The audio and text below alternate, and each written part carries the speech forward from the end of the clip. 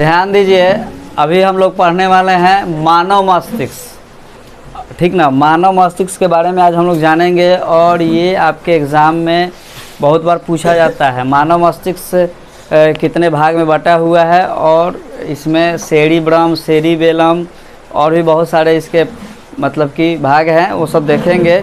Cerebellum से क्या होता है, अगर हमको धूप का, गर्मी का, जाड़े का एहसास होता है तो मस्तिष्क के किस भाग से होता है, डर लगता है, रोग होता है या फिर किसी तरह की पीड़ा उत्पन्न होता है, तो इन सब का एहसास मस्तिष्क के किस भाग से होता है ये हम लोग जानेंगे। ठीक है, तो मस्तिष्क का देखिए फ़ोटो तो हमको बनाने नहीं आया है ना, और हमारे पास डिजिटल तो है नहीं कि हम लोग उसका ये करेंगे, लेकिन इसको आप देख सकते हैं इस फिगर से। अगर इसमें अच्छा से नहीं दिखाई दे रहा हो तो आप अपने बुक में, क्लास जो है आपका क्लास 10 का जो बुक है उस बुक में पेज नंबर, ठीक ना, 45 बायोलॉजी के 45 में नियंत्रण और समन्वय चैप्टर का नाम है, उसमें आप देख सकते हैं 45 में ये फिगर दिया हुआ है, 45 या 44 में दिया हुआ है। ठीक ना, तो उसमें अच्छे से दिखाई देगा आपको। तो मानव मस्तिष्क के बारे में हम जान ले। सबसे पहले जान ले कि मस्तिष्क जो है ना हमारा बहुत ही कोमल भाग है। मस्तिष्क हमारा जो है एक बहुत ही कोमल अंग है, लेकिन इसको ये इतना कोमल है कि इसकी सुरक्षा के लिए चारों ओर से एक खोपड़ी जो दिखता है, ये एक कठोर हड्डी का बना हुआ है, तो अस्थि का बना हुआ है, तो ये खोपड़ी उसको क्या करता है, हमारे मस्तिष्क को सुरक्षित किए रहता है। ठीक है, कह रहा है कि तंत्रिका तंत्र के द्वारा शरीर में जितने भी नियंत्रण और समन्वय की क्रिया होती है उसमें मस्तिष्क सबसे महत्वपूर्ण भूमिका निभाता है। ठीक है, उसमें मस्तिष्क जो है सबसे जैसे मान लीजिए कि अभी हम लोग पिछले दिन पढ़े थे तंत्रिका तंत्र, नर्वस सिस्टम पढ़े थे ना, तो नर्वस सिस्टम पढ़े थे हम लोग, तो हम लोगों ने देखा था कि हमारे शरीर को नियंत्रित करने के लिए या हम लोग खुद अपने आप को समन्वय स्थापित करने के लिए, दूसरे जीव या एक दूसरे के साथ समन्वय स्थापित करने के लिए या शरीर का नियंत्रण करने के लिए तंत्रिका तंत्र बहुत ज़्यादा महत्वपूर्ण भूमिका निभा रहा था। लेकिन तंत्रिका तंत्र को भी ये जो है कंट्रोल करने के लिए, तंत्रिका तंत्र के द्वारा जितना भी काम होता है, इस सब का काम किसका होता है, मस्तिष्क। मस्तिष्क उसमें जो है सबसे महत्वपूर्ण भूमिका निभाता है।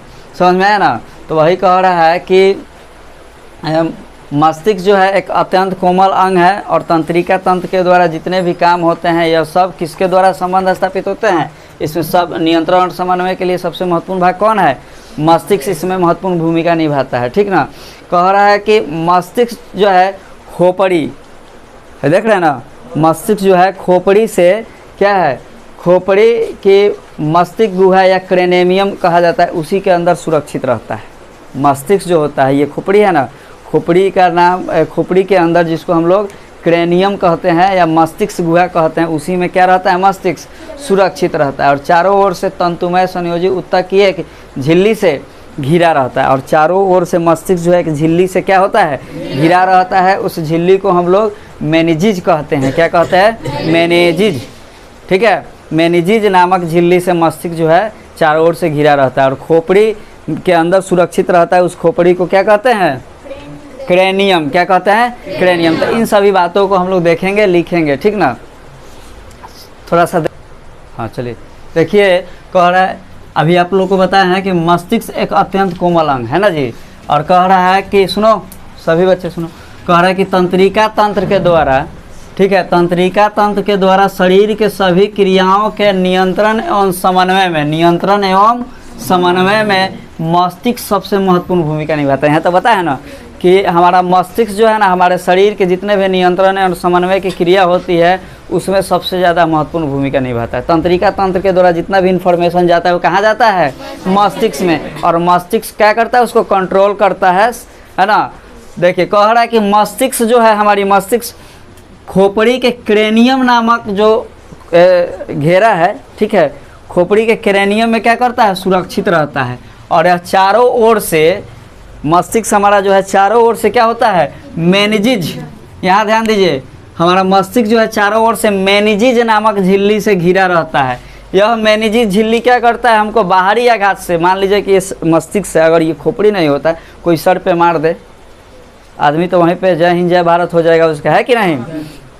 तो उसको बाहरी आघात से, और बाहरी आघात का मतलब क्या हुआ, किसी से झगड़ा लड़ाई हो गया या फिर ये अगर खुला रहता, ये खोपड़ी नहीं रहता और हमारे मस्तिष्क के अंदर बहुत सारा गुदा टाइप का, जिसको हम लोग क्या कहते हैं, सकल्स कहते हैं, है ना, ये सकल्स रहता है ना, सल्कस, सॉरी सल्कस रहता है।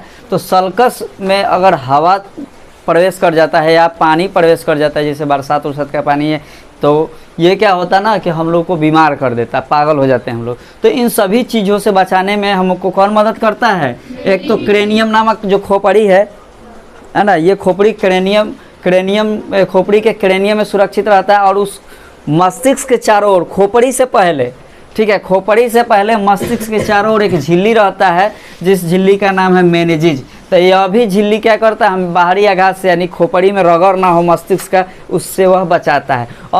और क्या करता है, बाहरी आघात से बचाता है। एक और बात याद रखिएगा कि मस्तिष्क जो है, मस्तिष्क और ये जो झिल्ली, उसके बीच में एक द्रव तरल पदार्थ भरा रहता है, जिसको हम लोग सेरिब्रोस्पाइनल द्रव कहते हैं, वह भरा रहता है। वह भी क्या करता है भाई, तो उसका भी यही काम है कि मस्तिष्क को बाहरी आघात से बचाएगा और हमारे मस्तिष्क को नम बनाने में, यानी सूख ना जाए, सूख जाएगा तो काम करेगा जी। तो इसके अंदर ये सब जो तरल पदार्थ इसमें भरा रहता है, यह क्या करता है, इसको नम बनाए रखता है, ताकि हमारा मस्तिष्क जो है एक्टिव रह सके। अगर सूखा पड़ जाएगा, सूख जाएगा तो कोई काम करेगा? हम ही लोग हैं। ये हाथ है, सपोज डेट किसी व्यक्ति का देखिएगा कि हाथ जो है एकदम पतला, एकदम सूखा रहता है, कमज़ोर, ऐसा देखने में लगता है कि उसमें कोई जान नहीं है। उसको छुइएगा या उससे वो कोई काम कहिएगा करने के लिए, तो कर पाएगा नहीं। क्योंकि वह किसी काम लायक नहीं। उसी तरह से अगर मस्तिष्क को नम नहीं रखा जाए, मस्तिष्क अगर सूख जाता है किसी कारणवश, बाहरी वातावरण से या किसी भी कारणवश, तो हमारा मस्तिष्क काम नहीं करेगा। तो हम लोग या तो पागल हो जाएंगे या तो फिर क्या हो जाएंगे, जय हिंद जय भारत, यानी मर जाएंगे। ठीक है, तो वही कह रहा है कि मेनिजिज और मस्तिष्क के बीच सेरिब्रोस्पाइनल जो है द्रव भरा रहता है। यह भी क्या करता है, मस्तिष्क को बाहरी आघातों से बचाता है और मस्तिष्क को नम बनाए रखने में मदद करता है, मस्तिष्क को नम बनाए रखता है। ठीक है, याद रखिएगा कि मानव मस्तिष्क का जो वजन होता है वह लगभग, माने औसत भार जो होता है लगभग 1.5 kg होता है। कितना होता है? 1.5 kg। और मस्तिष्क का जो आयतन होता है, अगर इसमें का सारा मस्तिष्क का सब भाग निकाल के अगर इसको ये किया जाए, तो इसका आयतन जो होता है लगभग 1650 मिलीलीटर होता है। कितना होता है? 1650 मिलीलीटर। तो ये बातें ध्यान दीजिएगा, कंफ्यूज मत होइएगा। अगर एग्जाम में पूछ देता है कि मस्तिष्क का आयतन कितना होता है, मानव मस्तिष्क का आयतन, तो 1650।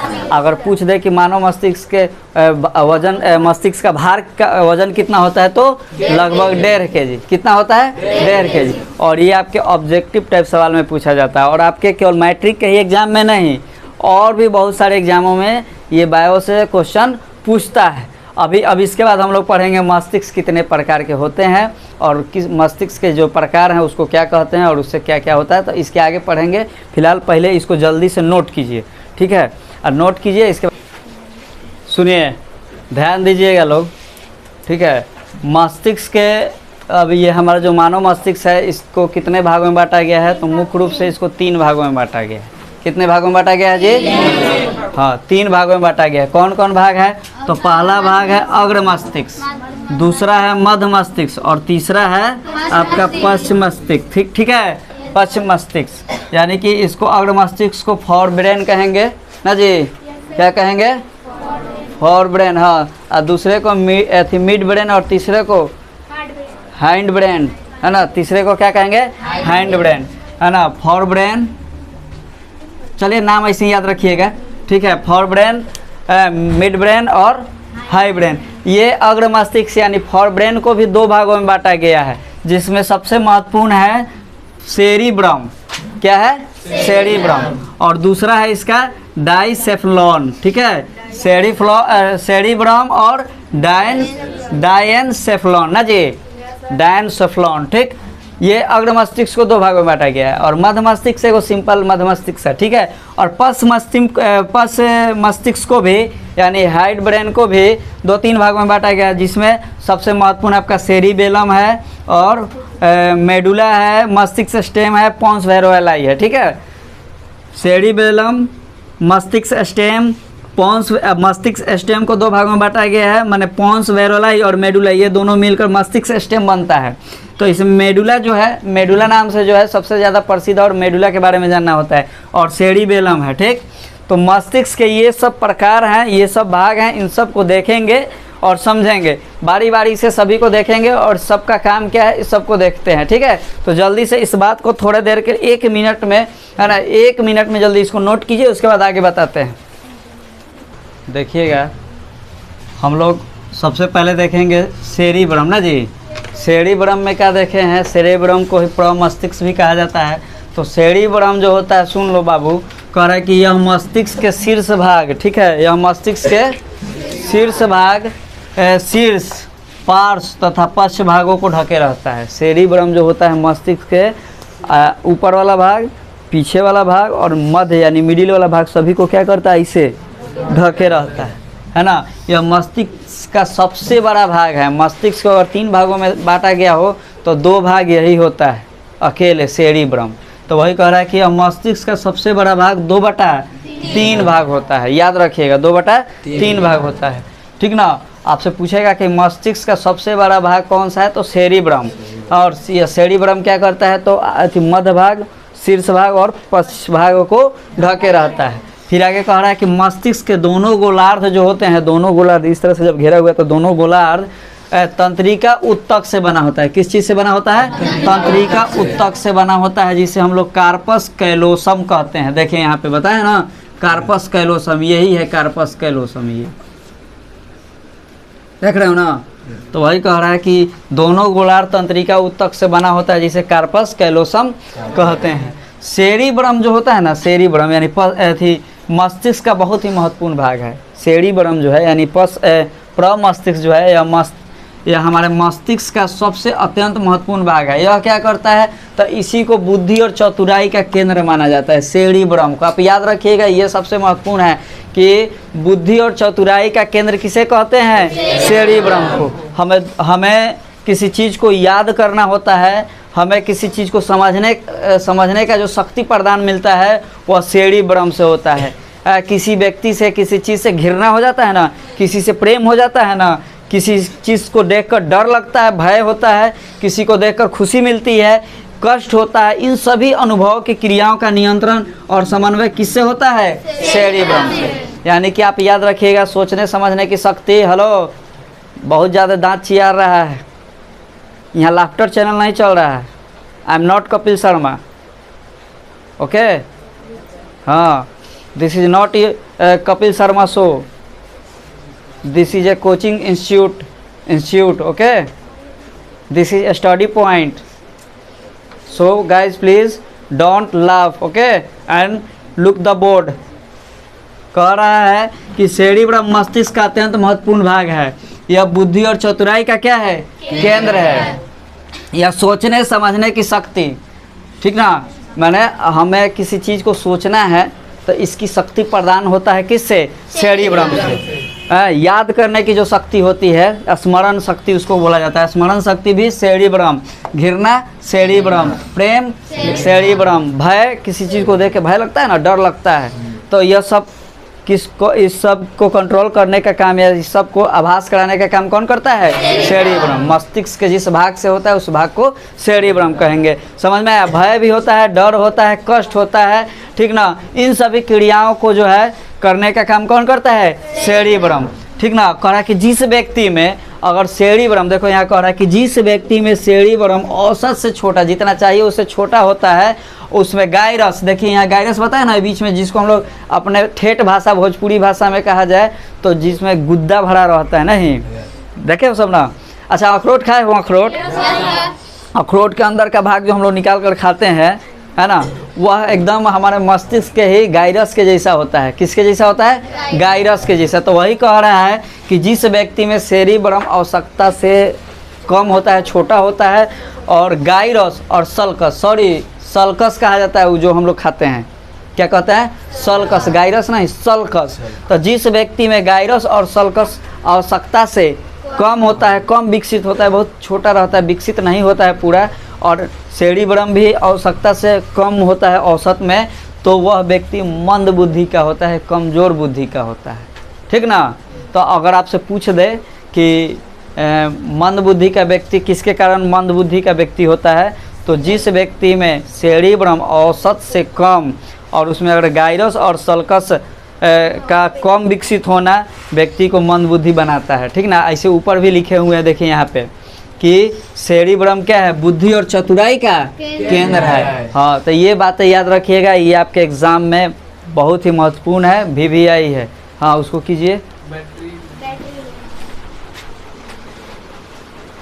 देखिएगा, अब पहला हम लोग तो सेरिब्रम पढ़ लिए, उसी का दूसरा भाग है, अग्र मस्तिष्क का दूसरा भाग है डायसेफ्नॉल। कह रहा कि यह मस्तिष्क का ही भाग है। यह किसका भाग है? मस्तिष्क का ही भाग है। यह डायसेफ्नॉल जो है, सेफ्लॉन, यह मस्तिष्क का ही भाग है। कह रहा है कि यह अग्र मस्तिष्क का ही भाग है। यह कम या अधिक ताप का भास कराता है। डायसेफ्लॉन जो है कम या अधिक ताप, माने ज़्यादा गर्मी पड़ रहा है या ज़्यादा कम गर्मी है, गर्म है कोई चीज़, या फिर टेम्परेचर जो है वातावरण का टेम्परेचर होता है, इसका आभास कराने का काम कौन करता है? डायसेफ्लॉन। कह रहा है कि यह कम या अधिक ताप का आभास कराता है। और दर्द होना या रोने की जो क्रिया होती है, दर्द एवं रोने जैसी क्रियाओं को क्या करता है? यही नियंत्रित करता है ना। बहुत ज़्यादा दर्द होगा तो आदमी ऑटोमेटिक रोएगा। तो ये आपको याद करना है दोनों एक साथ है कि दर्द होना और रोना, ये दोनों क्रियाओं को नियंत्रित कौन करता है? डायसेफ्लॉन। ठीक है। यह अग्र मस्तिष्क का ये दोनों भाग था, सेरिब्रम और डायसेफ्लॉन। अब हम लोग को जाना है मध्य मस्तिष्क। मध्य मस्तिष्क यानी मिड ब्रेन। तो यह मस्तिष्क का स्टेम का ऊपरी भाग है, यानी कि पश्च मस्तिष्क का ऊपरी भाग है मिडिल मस्तिष्क। ठीक है। यानी क्या है? Mid brain. हाँ, यह मध्य मस्तिष्क का जो है ऊपरी भाग होता है। मध्य मस्तिष्क जो है मस्तिष्क स्टेम का क्या होता है? ऊपरी भाग होता है। मध्य मस्तिष्क स्टेम का ऊपरी भाग होता है। इसमें तंत्रिका कोशिका जो होता है ना, तंत्रिका कोशिका, वह समूह बना के एक साथ समूह में उपस्थित होता है। ठीक है। तंत्रिका, जितने भी तंत्रिका कोशिकाएं हैं, यह सब एक साथ समूह बना के मध्य मस्तिष्क में उपस्थित होते हैं। ठीक है। और मध्य मस्तिष्क का काम क्या है? तो हमारे शरीर को संतुलित करना और हमारे आँख की जो क्रिया है ना, आँख के पेशियों को नियंत्रित करने का काम भी कौन करता है? मध्य मस्तिष्क करता है। आँख की पेशियों को, ध्यान से सुनो, आँख के पेशियों को नियंत्रित करने का काम मध्य मस्तिष्क करता है। और शरीर का जो संतुलन है उसका भी काम कौन करता है? मध्य मस्तिष्क करता है। समझ में आया? आँख की जो पेशियाँ है हमारे आँख की, अब जैसे मान लीजिए कि बहुत तेज़ धूप होता है तो हमारे आँख जो होता है इसकी पेशियाँ सिकुड़ जाती है। ठीक ना। जिसके वजह से कोई जो भी वस्तु हो बढ़िया से दिखाई दे। अचानक लाइट आँख के ऊपर पड़ता है तो आँख चौंधिया नहीं जाता है जी, तो चौंधिया जाता है। अगर आँख पूरा खुला रहे, उसकी पेशियाँ नहीं सिकुड़े, नहीं नियंत्रित हो, तो हमें कोई भी चीज़ दिखाई उस माने पूरे तेज प्रकाश में भी वो कोई भी पदार्थ हमें दिखाई नहीं देगा। अंधेरे में ऑटोमेटिक नहीं दिखाई देता है, लेकिन आप याद रखिएगा कि अगर प्रकाश से अंधेरे में जाइएगा तो अंधेरा में कोई वस्तु दिखाई नहीं देता है, लेकिन कुछ देर के बाद, 1-2 मिनट के बाद आप देखिएगा कि कोई वस्तु दिखाई देने लगती है। कारण क्या है? कि हमारे आँख के पेशियाँ वहाँ पे क्या हो जाती है? फैल जाती है। अंधेरे में आँख की पेशियाँ फैलती है और उजाले में यानी प्रकाश में आँख की पेशियाँ क्या होती है? सिकुड़ जाती है। तो इन सभी क्रियाओं को नियंत्रण करने का काम कौन करता है?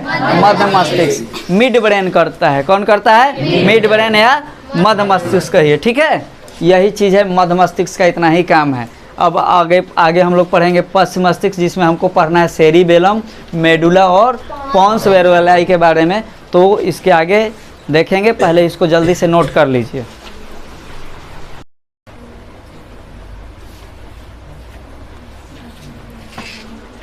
चलिए देखिएगा, मस्तिष्क के बारे में हम आप लोगों को बताए थे ना जी, एक पिछले वीडियो में बताए भी थे आप लोगों को कि क्या था? प्रमस्तिष्क, मध्य मस्तिष्क और अग्र मस्तिष्क, उसी को प्रमस्तिष्क भी बोला जाता है। अग्र मस्तिष्क, मध्य मस्तिष्क और पश्च मस्तिष्क। तो अग्र मस्तिष्क और मध्य मस्तिष्क के बारे में बताया गया है, वो आपको दिखने को मिलेगा, है ना। वीडियो एडिट करके कट करके डाला गया है, उसमें देख लीजिएगा, दोनों एक ही वीडियो में मिलेगा। अब हम लोग को पढ़ना है पश्च मस्तिष्क। पश्च मस्तिष्क जो है इसके 2 भाग होते हैं, ध्यान दीजिए लोग। पश्च मस्तिष्क के 2 भाग होते हैं। उससे पहले पश्च मस्तिष्क क्या है इसके बारे में आप जान लीजिए। तो याद रखिएगा, यह जो है सेरिबेलम एवं आधार भाग तथा मस्तिष्क स्टेम, इन सभी को मिलाकर क्या बनता है, मैंने सेरिबेलम, देखिए अनुमस्तिष्क या सेरिबेलम और मस्तिष्क स्टेम, इन दोनों को मिलकर क्या बनता है, पश्च मस्तिष्क बनता है। क्या बनता है, पश्च मस्तिष्क, ठीक ना। इसमें सबसे पहले है हम लोग सेरिबेलम के बारे में जानेंगे कि 1 मिनट, हाँ देखिएगा, कह रहा है कि पश्च मस्तिष्क किसको कहेंगे, तो हमारे मस्तिष्क का जो पिछला भाग होता है, जो सेरिबेलम यानी अनुमस्तिष्क या सेरिबेलम, कहिए एक ही बात है, अनुमस्तिष्क या सेरिबेलम और मस्तिष्क स्टेम, इन दोनों को मिलने से, इस दोनों के भाग को मिलाने से क्या बनता है, पश्च मस्तिष्क बनता है। मेन हम लोग को इसी के बारे में पढ़ना है सेरिबेलम में। तो सेरिबेलम क्या है, तो कह रहा है कि सेरिबेलम जो होता है ना, यानी कि अनुमस्तिष्क कहिए या सेरिबेलम कहिए, या सेरिबेलम जो होता है मुद्रा समन्वय, है ना, संतुलन और सबसे ज़्यादा महत्वपूर्ण ऐच्छिक पेशिया। ऐच्छिक पेशिया क्या है भाई, ऐच्छिक पेशिया की गतियों को क्या करता है, नियंत्रण करता है। ऐच्छिक पेशिया क्या है, तो ऐच्छिक पेशिया जो हमारे जैसे हाथ हो गए, हाथ से हम किसी काम को करते हैं तो ये हमारे कंट्रोल में, हमारी इच्छा है कि इसको किसी चीज़ को पकड़ना है, मन करेगा तो छोड़ देते हैं ना जी, तो ये हमारे कंट्रोल में है। पैर से चलना है तो पैर जो है ऐच्छिक पेशिया है, ठीक ना। ये जो जबान हम बोल रहे हैं, मन करेगा तो बोलेंगे, नहीं तो शांत रहेंगे, तो ऐच्छिक पेशिया है।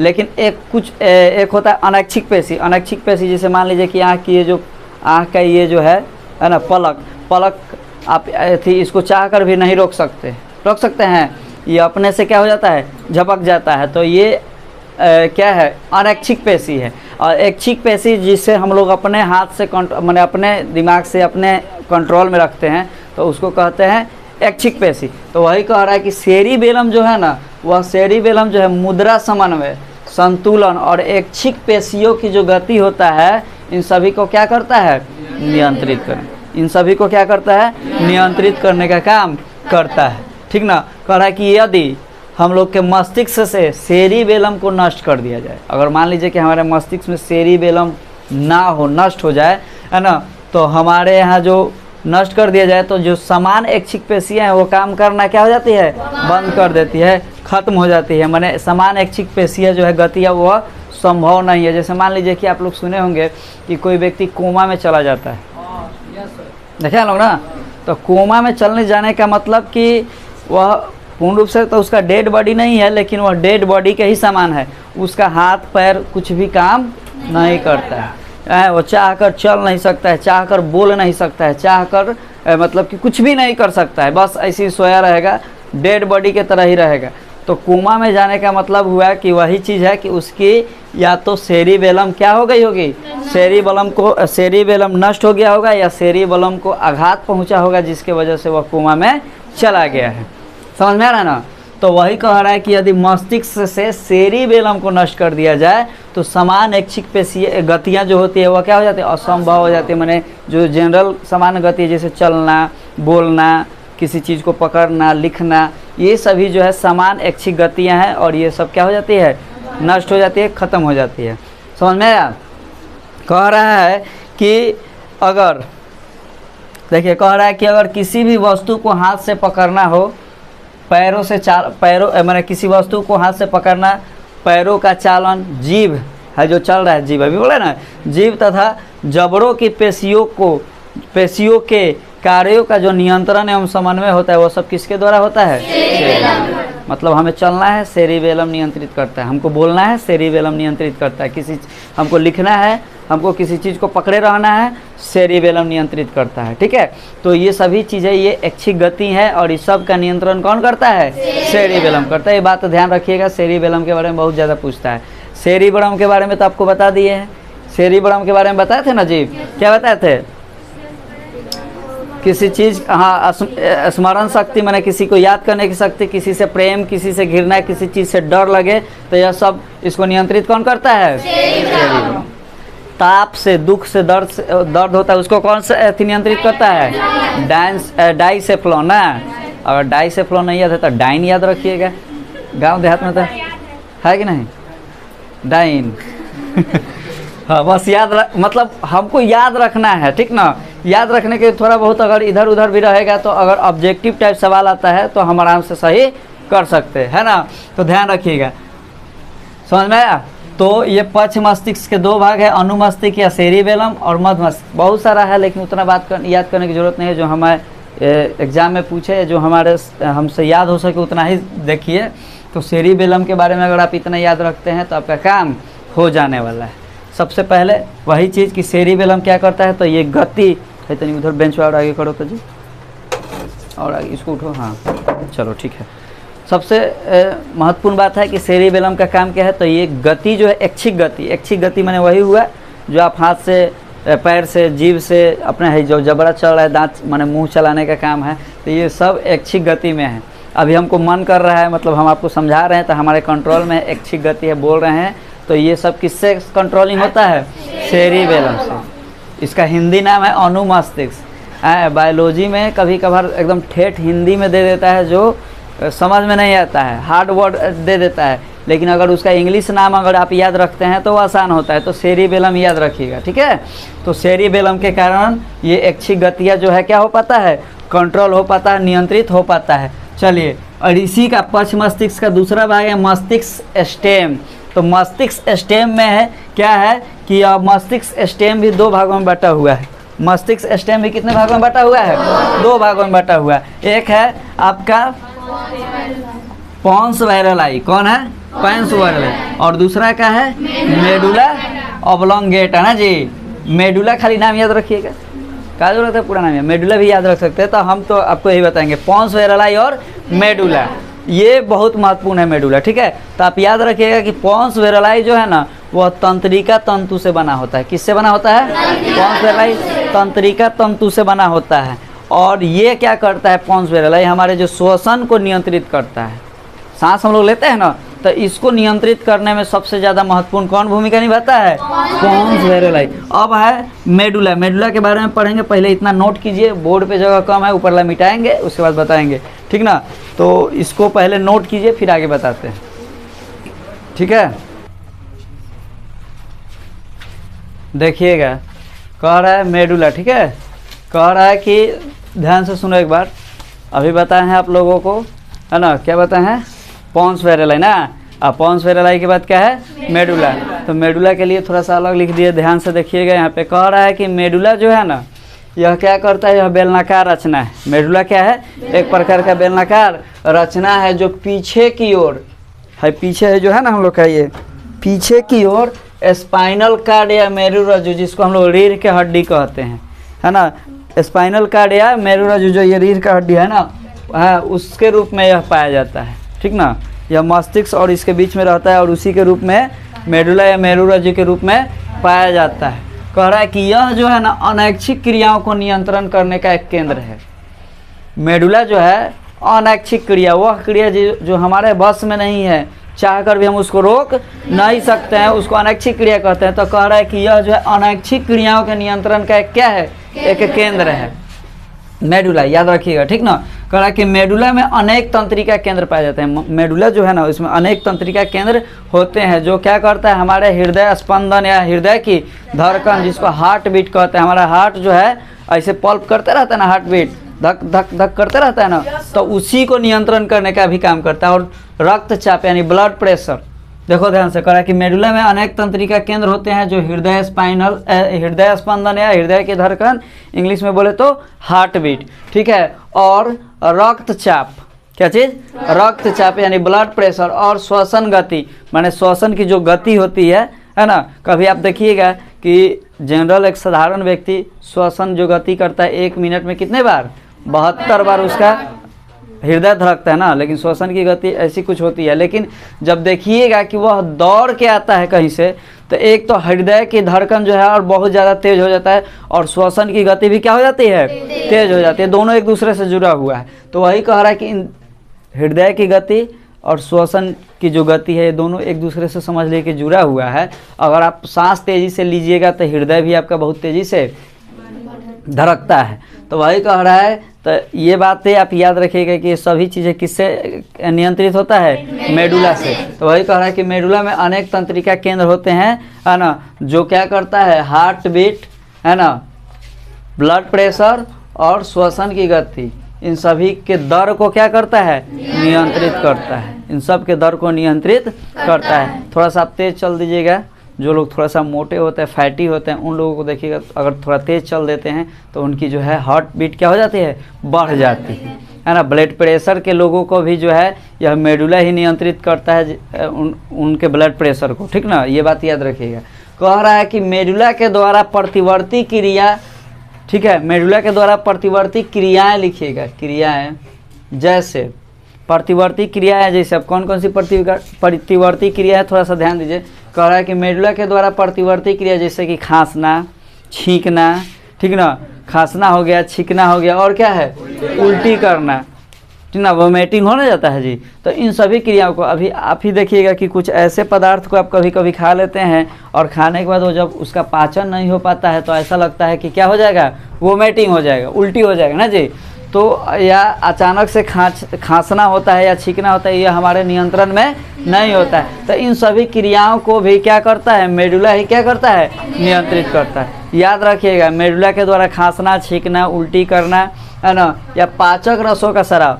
जब हम भोजन करते हैं तो हमारे पेट के अंदर आमाशय से एक रस निकलता है जिसको पाचक रस या जठर रस कहा जाता है ना जी। वो क्या करता है, उसका स्राव भी अगर होगा तो किसके नियंत्रण के कारण, मेडुला के नियंत्रण के कारण।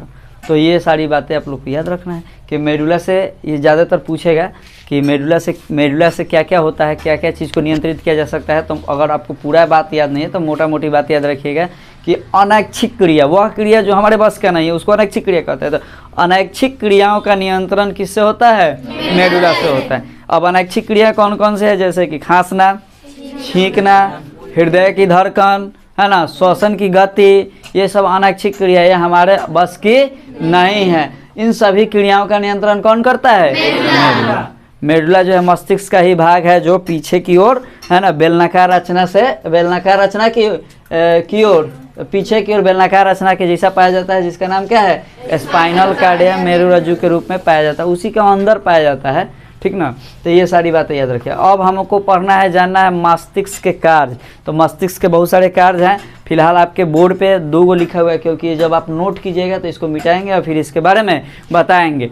तो 1-2 को देख लीजिए। कहा है कि मस्तिष्क के कार्य में क्या है कि मस्तिष्क तंत्रिका तंत्र का सबसे महत्वपूर्ण भाग है। सही बात है, हमारा मस्तिष्क जो है ये हमारे तंत्रिका तंत्र का सबसे महत्वपूर्ण भाग है, इसी से तो सारा कंट्रोल सिस्टम यही है ना, मस्तिष्क ही है। और मस्तिष्क से ये सब भागे ना पढ़ रहे थे हम लोग, पक्ष मस्तिष्क, अग्र मस्तिष्क, मध्य मस्तिष्क, ये सब पढ़ रहे थे, उसमें सेरिबेलम, सेरिब्रम, मेडुला, ये सभी मस्तिष्क के ही भाग हैं। तो कह रहा है कि मस्तिष्क के कार्य क्या है, तो कह रहा है कि मस्तिष्क तंत्रिका तंत्र का सबसे महत्वपूर्ण भाग है और इसके द्वारा जैव क्रियाएं, मस्तिष्क के द्वारा क्या होता है, अनेक जैव क्रियाओं का समन्वय और नियंत्रण होता है। माने जीवों के जितनी भी क्रियाएं हैं उसका नियंत्रण और समन्वय किसके द्वारा होता है, मस्तिष्क के द्वारा। तो इसके कुछ काम है, क्या काम है भाई, इसके प्रमुख कार्य है, क्या क्या काम है। तो पहला अभी 2 को दिख रहा है, अभी और लिखेंगे ऊपर, इसको मिटाकर इसको नोट कर लीजिएगा आप लोग। तो एक और 2 काम है, क्या क्या काम है भाई। तो पहला काम दे रहा है आवेग ग्रहण करना। ये क्या करता है, आवेग ग्रहण करता है मस्तिष्क।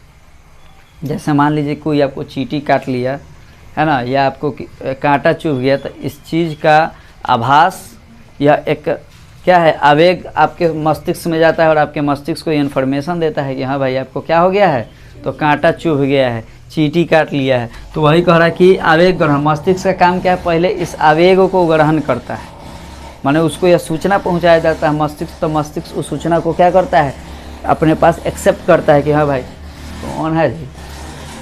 मस्तिष्क क्या करता है, देखे तो कह रहा है कि मस्तिष्क सभी संवेदी अंगों से क्या करता है, आवेग को ग्रहण करता है। मस्तिष्क क्या करता है, सभी संवेदी अंगों से आवेग को क्या करता है, ग्रहण। जितने भी संवेदी अंग है उससे आवेग जो उत्पन्न होता है उसको ग्रहण करता है। दूसरा काम क्या है, तो ग्रहण किए गए आवेगों की अनुक्रिया, माने जो आवेग ग्रहण हुआ अब उसके लिए विपरीत कोई प्रतिक्रिया देना पड़ेगा ना जी। तो कह रहा है कि अगर विभिन्न संवेदी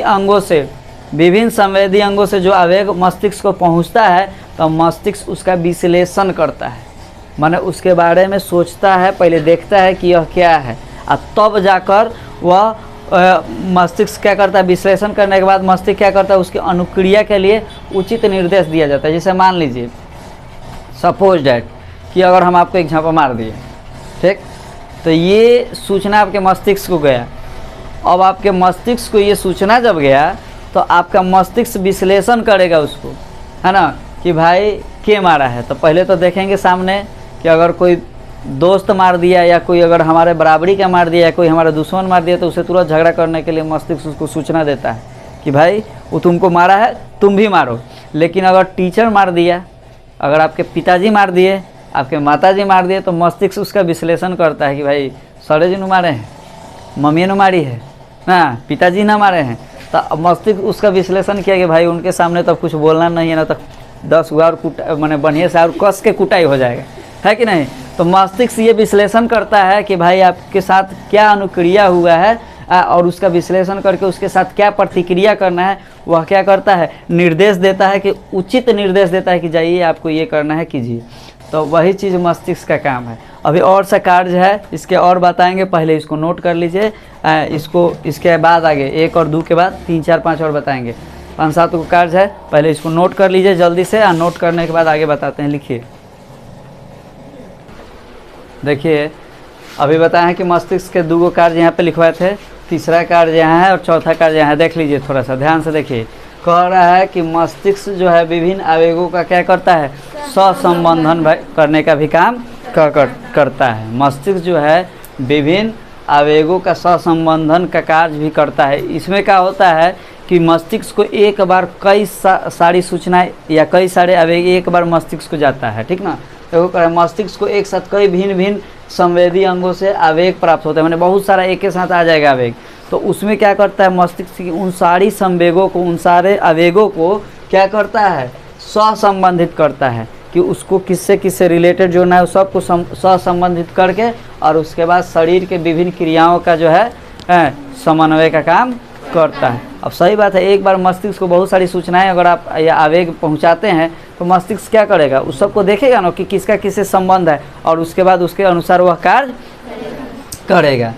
फिर चौथा है सूचनाओं का भंडार। ये सबसे बड़ा काम मस्तिष्क का है, याद रखिएगा। मस्तिष्क का सबसे बड़ा काम, अगर आपको कुछ भी याद नहीं है तो ये बात ज़रूर याद करिएगा कि मस्तिष्क जो है सूचनाओं का भंडार जो है, भंडारण मस्तिष्क को कहा जाता है। इसमें क्या होता है कि मानव मस्तिष्क का सबसे महत्वपूर्ण कार्य है सूचनाओं का भंडारण करना। हमारे दिमाग जो है ना, बहुत सारी सूचनाएं को एक साथ क्या करता है, इकट्ठा करता है, भंडार उसको संचित करता है, भंडारित करता है। जैसे अभी आज आप लोग पढ़ने हैं, सपोज डेट, है ना, आपको बहुत सारी चीज़ें बताया जा रहा है। अब आपका मस्तिष्क क्या करेगा, उसमें बहुत सारी ऐसी बातें हैं जिसको वह इकट्ठा करके अपने दिमाग में कहीं स्टोर करेगा, जिसको मेमोरी में सेव करना कहा जाता है, ठीक है। स्टोर करेगा और उसके बारे में मंथन करेगा, वह जिसको हम लोग चेतना कहते हैं, ठीक ना। तो वही कह रहा है कि सूचनाओं का भंडार, मानव मस्तिष्क का जो है सबसे महत्वपूर्ण कार्य है मस्तिष्क के विभिन्न सूचना या चेतना, इस सब ज्ञान को क्या करता है, मस्तिष्क का काम है इन सभी सूचनाओं और ज्ञान को इकट्ठा करना, ये मेन काम है इसका।